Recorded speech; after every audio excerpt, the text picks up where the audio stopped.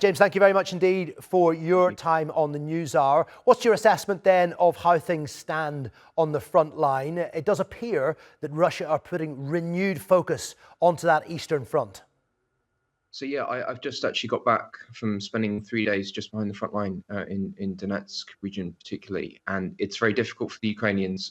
The Russians are doing everything in their power to make as many gains as they can before renewed US aid arrives on the battlefield. And they've been pushing extremely hard towards Chasiv Yar, in the Avdiivka direction as well. They've taken a number of villages. They've been pushing towards the Konstantinivka road. And yeah, it's very difficult. They are trying to make up as much territory as they can before this aid arrives. Well, the Pentagon said over the weekend that it would push through delivery of those Patriot defence systems, which appear to be what Volodymyr Zelensky suggests Ukraine needs the most. I mean, how quickly can we expect them to arrive and be operational? So the Patriot air defense system, it is incredibly critical. I would actually suggest that the most critical thing for the Ukrainian defenders at the moment is actually artillery ammunition, especially 155mm shells. We've seen in some cases the Russians have been able to fire, say, 6 to 10 shells to one being fired in reply by the Ukrainians. So it is incredibly critical for the Ukrainians to get this artillery ammunition out to the front.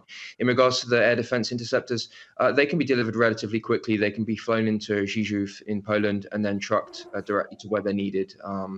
But again, I would say it's the artillery ammunition that's really, really critical to stem the Russian advance at the moment. And in terms of the bigger picture, Jimmy, Ukraine seems to enjoy sporadic successes when it comes to strikes on airfields or ships in the Black Sea, for example. But overall, Russia seems to be pushing ahead where it matters most, on the battlefield. I mean, sources in the British military have suggested quite recently that Ukraine is not far off losing this war. What's your assessment? I wouldn't say that they're anywhere close to losing this war at the moment, because the advances, while they are, tactically significant, they aren't strategically significant at the moment, and they are measured. They are advancing at most at walking speed, and there are still. If Russia wants to win this war, they have to go, thousands of kilometers to capture the entirety of Ukraine, which they just simply can't do. They don't have the manpower to do that. I think the issue that we have is that, again, Russia at the moment has vast superiority in firepower because Western aid has taken so long to arrive. I think once the Western aid arrives and the Ukrainians can stabilize the front, we'll see far slower Russian advances. But it is difficult for the Ukrainians.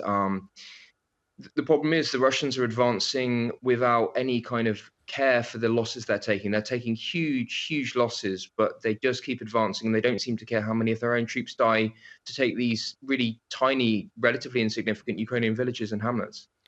Jimmy, thank you very much, as always, for joining us on the News Hour. Appreciate that. Jimmy Rushton there, security analyst.